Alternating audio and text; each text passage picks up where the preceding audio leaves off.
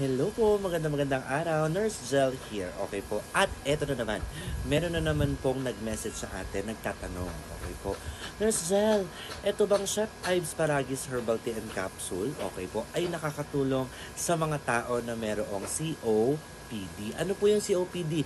Yan po ang ibig sabihin niya, Chronic Obstructive Pulmonary Disease. Okay po. Yan po ay grupo ng mga disease na nagdudulot po ng pagbabara sa daluyan ng hangin natin o sa baga natin. Okay? The most common po yung pagkakaroon ng emphysema at chronic bronchitis. Okay po.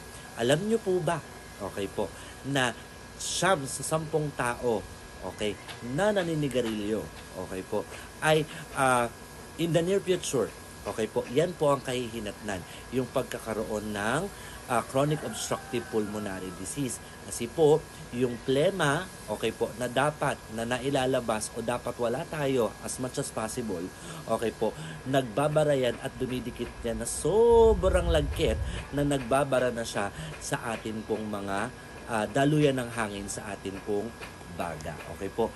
Ano po yung maitutulong sa inyo ni Chef Ives Paragis Herbal Tea and Capsule? Meron po yung calcium oxide. Yan po yung natural ingredient na nakukuha natin kapag nagtitake po tayo ng Chef Ives Paragis Herbal Tea and Capsule. Ano po ang ginagawa niyan?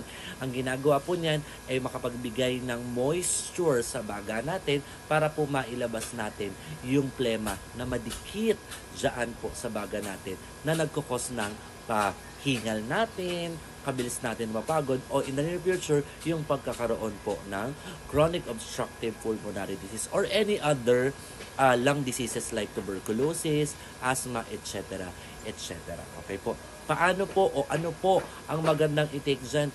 Maganda po dyan kung kaya po ay yung atin pong Paragis with Moringa and Guyabano, Paragis Gold, either po doon sa dalawa na iyon, at i-take nyo po siya dalawa sa umaga, dalawa sa gabi, para po mas mabigyan ng pagkakataon yung baga nyo na mailabas yung mga plema. Huwag po kayong magtataka ha, bakit ganon?